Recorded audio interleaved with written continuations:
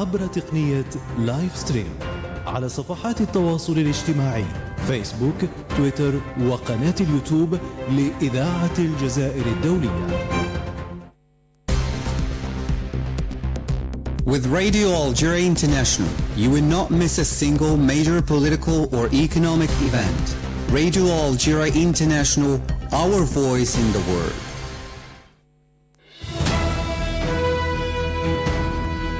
This is the English service of Radio Algeria International. It's time for the news. On the second day of the 12th African Forum on Investment and Trade here in Algiers, African economic leaders, investors and policymakers have discussed ways to boost intra-African trade, digital transformation and sustainable development across the continent.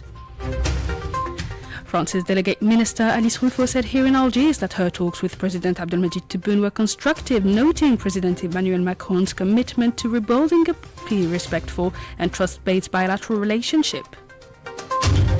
UN Special Rapporteur Ben Saul has highlighted the Sahrawi people's right to decide their political future through a free and fair referendum.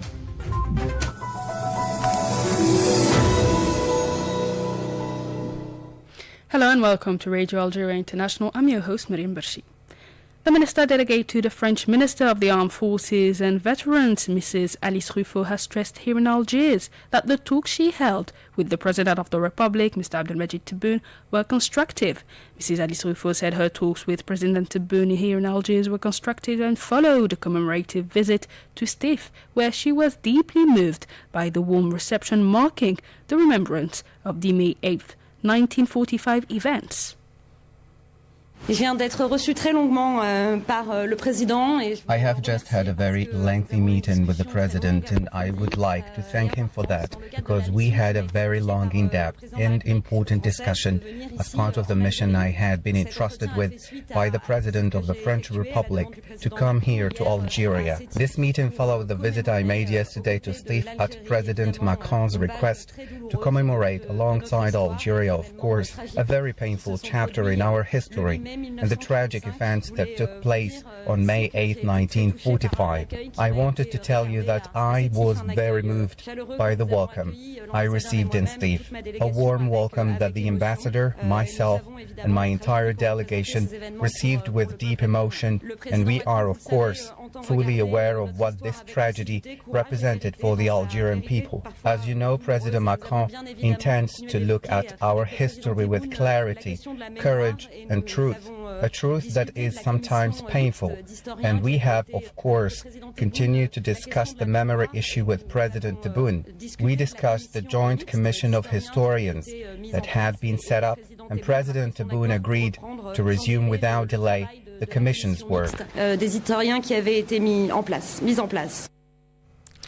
Regarding relations between the two countries, she said President Macron had entrusted her with expressing his determination to work together to find ways and means of rebuilding a respectful, equal, calm and trust-based relationship. S'agissant de la relation entre nos deux pays d'État à État, regarding the relation between our two countries at the state-to-state level, President Emmanuel Macron had entrusted me with expressing his determination to work together to find ways and means of rebuilding between our two countries a respectful, equal, calm and trust-based relationships. We discussed this, of course, within the context of the international tensions we are facing, both in the Middle East, in the Strait of Hormuz, and in the Sahel, along with the global energy crisis and all the stakes confronting the Mediterranean region. This makes it both necessary and legitimate for us to resume a structured and sustained dialogue. Within this broader framework, our objective is obviously to achieve results rapidly. We therefore discussed concrete ways to see to it that the coming months will be beneficial for the interest of both our countries and be fruitful to relations existing between France and Algeria. Utile à la relation entre la France et l'Algérie. Mrs. Rufo thanked the Algerian people for the warm welcome her and her delegation received in Stif. Aujourd'hui, avec la rencontre avec vous et today, with this meeting with you, I thank you very much for your welcome here. It is an honor for me and for my delegation to be received here. I must also thank you for the welcome we received in Steve, which was very warm, marked by solemnity as it concerned the commemoration of the tragic events and by spontaneity in the exchanges. I thank you sincerely for that. Dans les échanges et je vous en remercie infiniment. Earlier, she met with Army General Seychin Greha to discuss security and defense cooperation, describing the discussion as very important in an African and international context marked by destabilization. She said that they had also discussed cooperation in the field of migration, noting that France welcomed the resumption of this cooperation following the visit of Interior Minister Laurent Nunez to Algeria. Mrs. Ruifo added that both sides had also discussed ways to strengthen cooperation, particularly in judicial matters and the fight against drug trafficking, which she described as a very important issue for both countries. Army General Seychin Greha for his part stressed that it is up to the two countries to work together to overcome the divergence of a painful colonial past without forgetfulness. This visit coincides with the commemoration by Algeria of the National Day of Memory marking the massacres of May 8, 1945, which was a marking moment of Algeria's history and of its struggle for freedom, as it was the right of the Algerian people which took part in World War II and made sacrifices to claim an independent and sovereign state and prosperous thanks to its resources. It is up to the two countries to work together to overcome the divergences of a painful colonial past without forgetfulness and to aspire to a future built on mutual respect and to seek together to achieve common interests and face up to the challenges and cope with the rapid changes taking place on the regional plan. That was the Minister Delegate to the Minister of National Defence, Army General Seychin Greha. The Speaker of the Council of the Nation, Mr. Azzouz Nasri, has been received by the President of Djibouti, Ismail Omar Guelleh, through whom he handed in a message from the President of the Republic, Mr. Abdelmajid Tebboune. During the meeting, he conveyed President Tebboune's congratulations following President Guelleh's re-election, wishing him all success in fulfilling his duties. Djibouti's President, for his part, held the deep relations of friendship and cooperation linking the two brotherly peoples and praised the positions adopted by Algeria in favor of peace, stability and development in Africa. On the second day of the 12th African Forum on Investment and Trade, AFIC 12, here in Algiers, African economic leaders, investors and policymakers have discussed ways to boost intra-African trade, digital transformation and sustainable development across the continent. Held under the slogan Together, Let's Us Open Markets, the forum is organized in collaboration with the African Union, the African Export-Import Bank, the Secretariat of the African Continental Free Trade Area, with broad participation from economic stakeholders, experts and African financial institutions. The event seeks to promote knowledge sharing and sustainable economic partnerships in line with Agenda 2063. Panels on the finance day focus on digitalization and youth venture capital, business development, health and human development. Participants on the opening day stressed the importance of strengthening intra-African trade and South-South partnerships to achieve sustainable development across the continent. The Ministry of Foreign Trade and Export Promotion has announced that 52 agreements have been signed across various sectors since the beginning of the 8th edition of the Algerian Products and Services Fair held in Nouakchott since May 5th. A total of 52 agreements and memorandums of understanding have been signed between Algerian and Mauritanian economic operators covering sectors such as industry, mining, healthcare, engineering, startups and education. The Ministry of Foreign Trade said the deals confirm the fair's success as a major platform for partnerships, investment and expanding Algerian exports across African markets while supporting non-hydrocarbon trade and regional economic integration. Several Mauritanian institutions were also honoured for contributing to the event's success, which hosts over 350 companies and will conclude tomorrow. Moving to the situation in the Middle East, Turkey's permanent representative to the UN, Ahmed Yildiz, has condemned the illegal practices carried out by the Israeli occupying forces in the Palestinian territories, calling for the adoption of immediate decisive measures to put an end to the West Bank's occupation. Addressing a meeting of the UN Security Council devoted to the development in the occupied Palestinian territory, he condemned the illegal actions undertaken by the Israeli forces against the Palestinian people, its rights, its security and dignity. He denounced the confiscation of the Palestinian land, the demolition of houses, the expulsion of Palestinian families, the repeated violations of the Christian and Muslim holy places, particularly the Al-Aqsa Mosque Esplanade. In this respect, Turkey's representative urged the UN Security Council to meet the international request aimed at granting a fully fledged UN membership to the State of Palestine, saying such measures will contribute to putting an end fairly and peacefully to historic injustice. Meanwhile, the Israeli occupying pursued its attacks on the Gaza Strip, killing at least Palestinians in the southern town of Khan Yunis. In Lebanon, at least 15 people have been killed in a series of airstrikes carried out by the Israeli occupying forces against the country's southern regions. The health ministry stressed that 15 others, including 3 children, were wounded in the attack it condemned as a barbaric act and a deliberate violence targeting civilians. The latest death toll released by the Lebanese authorities put at 2,759 the number of people killed since the ceasefire came into force last April. The United Nations Special Rapporteur on the promotion and protection of human rights and fundamental freedoms while countering terrorism, Ben Saul, has strongly defended the right of the Sahrawi people to freely choose their political future through a free and fair referendum. In an analysis titled Western Sahara Self-Determination Conflict and the Way Forward, published by the Spanish online media outlet Don't Forget About Western Sahara, he stressed that self-determination does not presuppose outcomes and recalled that it is the unconditional right of people to freely choose their political future through a fair and free referendum in Western Sahara. Devoting a large part of his analysis to UN Security Council Resolution 2797 on the Western Sahara issue adopted October 2025, the UN expert emphasized that the text neither formally endorses Morocco's alleged sovereignty nor explicitly imposes autonomy as a definitive solution, referring to the attempts to suggest otherwise. He insisted that the Sahrawi people have the right under international law to freely determine their political future without being forced by Morocco, any other state or party, to accept a predetermined outcome.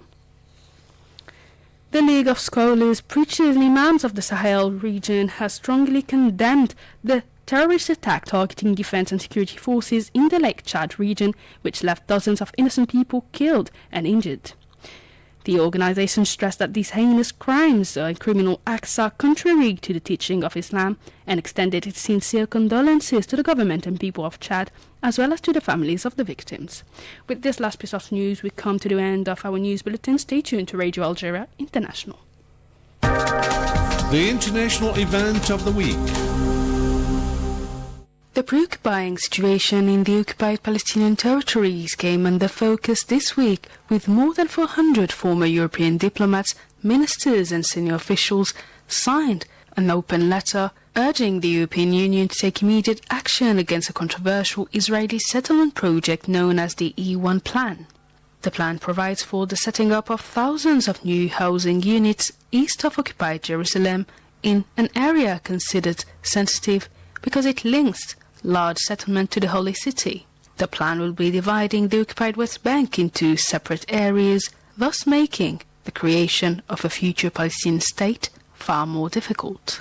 The 448 signatories, including former senior European officials such as former EU diplomacy chief Joseph Borrell and former Belgian Premier Guy Verhofstadt, called for stronger European measures, including sanctions against individuals and organizations involved in settlement activities. The Palestinians and the international community reject the Israeli settlement building as illegal regarding international law and UN resolutions.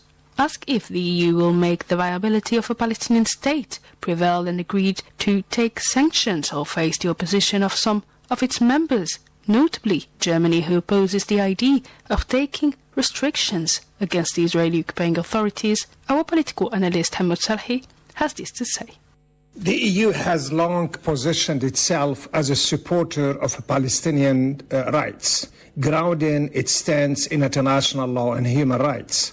Yet in practice, these principles too often stop at rhetoric. The EU remains Israel's largest trading partner, and despite mounting evidence of violations of international law, largely bystander when it comes to meaningful accountability. At the same time, it continues to fund Palestinian aid. Indeed, it is the largest donor. But aid without political actions risks becoming a substitute for justice rather than a path towards it. This is why the recent intervention by more than 400 former European ministers, ambassadors, and senior officials should not be ignored. These are not fringe voices.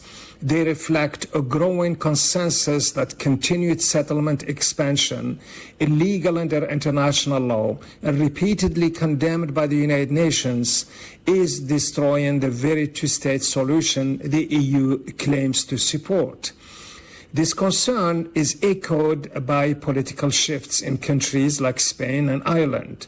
A Spanish Prime Minister, Pedro Sanchez, has called for activating the EU's blocking statute to defend the International Criminal Court against US sanctions, warning that Europe cannot stand idly by a position supported by Slovenia, which has also criticized Europe's insufficient response.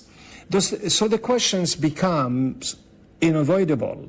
Why is Europe not acting? The answer lies partly in internal division, but in itself a result of the influence of Israeli lobbies, or the Israeli lobbies have in those countries. Member states, such as Germany, have resisted imposing restrictions on Israeli authorities, mostly because of the impact of Israeli lobbyists. At the European Union level, this is seen in EU double standard policies. The EU has been reluctant to invoke Article 2 of that agreement, even as more than 17 member states have called for its review, creating a pro-Israel narrative that ignores Palestinians. The failure of inaction is also the result of structural procedure. EU foreign policy requires unanimity, meaning one or two countries can block action for all 27. This structural constraint has led to paralysis. While EU has imposed sweeping sanctions in other contexts, such as Russia, it has failed to take comparable measures in Gaza and the West Bank, despite internal reports indicating potential breaches of human rights obligations under the EU-Israeli Association Agreement. This inconsistency undermines Europe's credibility. If the EU truly stands for international law and supports the viability of a Palestinian state, then that commitment must be applied consistently through concrete actions, not just statements. The international diplomacy has centered for decades on the idea of a two-state solution based on the creation of an independent Palestinian state within the 1967 borders as provided for by the International Peace Plan. Yet that vision appears increasingly fragile. The expansion of settlements in the occupied West Bank, the continuing Jewish settlers' violence, the acts of aggression perpetrated by the Israeli occupying authorities against the Palestinian population have all complicated the peace process. At the same time, international actors remain divided over how to move forward and reach a lasting peace in the region. Some are pushing for stronger diplomatic pressure on the Israeli government, while others advocate dialogue and call for renewed negotiations to ease tensions. Asked if the cycle of conflict is likely to continue unless the US puts more pressure on the Israeli government and impose a meaningful dialogue, our political analyst from California, Hamoud Saleh, commented the issue. It is very unlikely that the cycle of conflict will break without a decisive shift from the United States. Washington holds unmatched leverage over Israel through military aid, diplomatic protection, and sustained political backing. And no other actor, including the European Union, comes close. Historically, the rare moments of meaningful progress, Camp David, Oslo, even temporary ceasefires, have depended on active and sustained U.S. engagement, without Washington taking a firm stand through conditional aid, diplomatic consequences, or the imposition of a structured negotiation process. The status quo is likely to persist. But the United States does more than simply support Israel. It exerts significant pressure on other countries and international institutions to frame Israel as a victim rather than as a violator, and has used political and economic leverage, including sanctions, against those who challenge that narrative. This dynamic has contributed to political passivity of actors like the EU, limiting broader international accountability. At the same time, the current alignment between Washington and the Israeli government has further eroded the viability of a two-state solution. Under Benjamin Netanyahu and his coalition partners, Israeli politics has shifted decisively towards parties that openly oppose Palestinian statehood or advocate permanent annexation of the West Bank.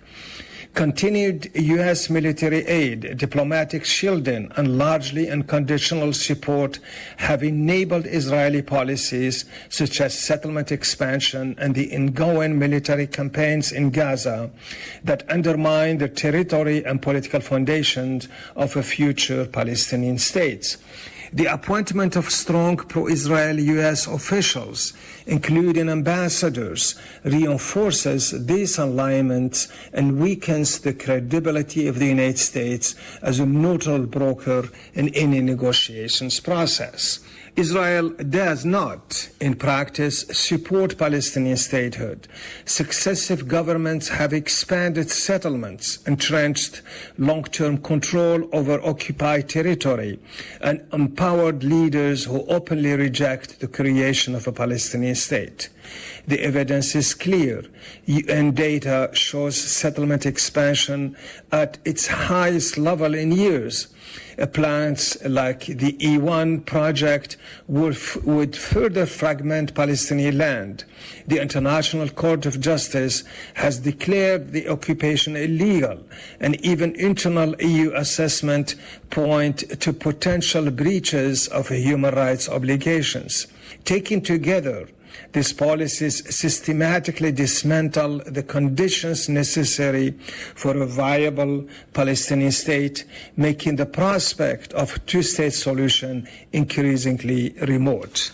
It is worth recalling that the West Bank has been affected by an unprecedented spiral of violence marked by killings, destruction of Palestinian farmland, and an intensification of Jewish settlement building. According to a UN report, the expansion of settlements reached last year its highest level since 2017.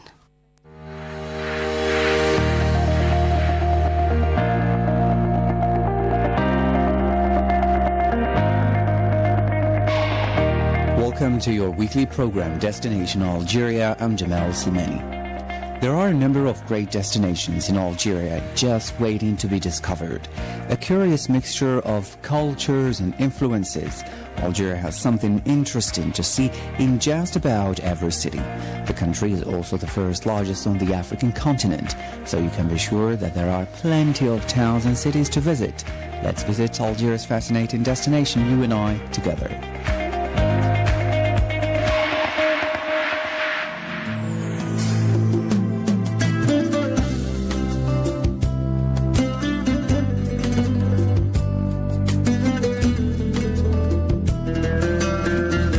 Located around 30 kilometers south of the Algerian city of Tiaret, the Jedars are 13 tombs dating back to the era referred to as late antiquity, generally agreed to be between the 4th and 7th century Common Era. According to Algeria.com website, 3 of these ancient structures stand on Jebel Lakhdar, with the other 10 situated on top of Jebel Arawi.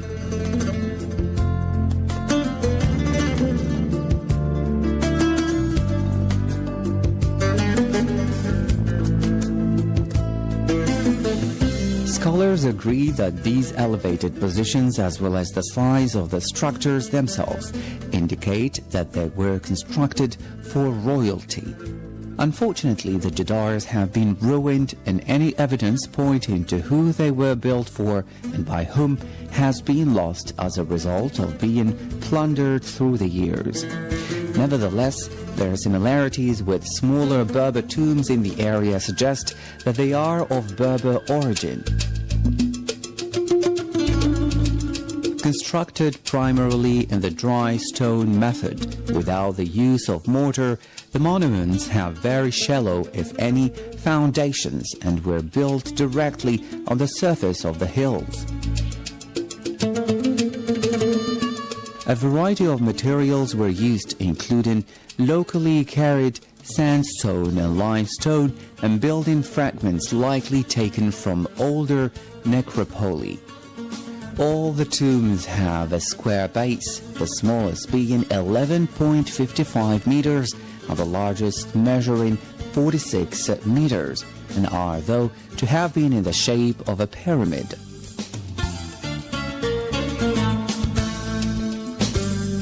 Although the tops of the tombs are no longer intact, judging from the base and shape, it has been determined that some tombs may have been up to 13 meters in height.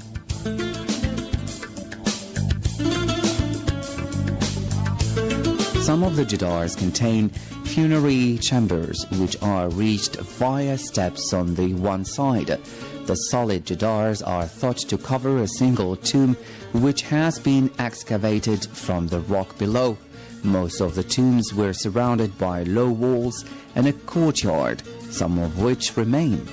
The courtyards have an extension in the middle of the east-facing side. A smaller version of the tomb is found in the east-facing extension of the larger tombs.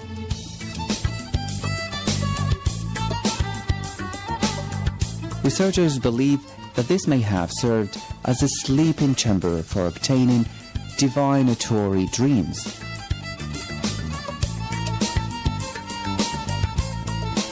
Works of Latin or Tifinagh origin are etched on the stonework, but have been all but obliterated by the elements over the years. So while researchers have determined that these are in fact tombs, they have not been able to confirm who built them.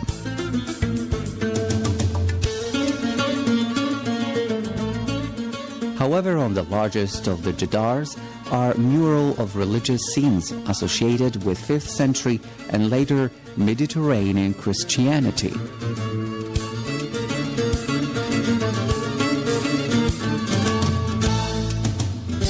Various excavations of the Jadars has taken place since French military expeditions came across them in 1842.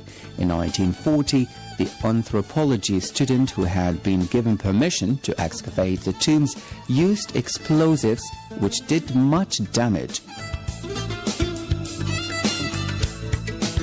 The first systematic archaeological study was carried out by an Algerian student, Fatima Qadriya Qadra, published by Algiers University in 1983. Her work remains the most complete reference on the Jadars.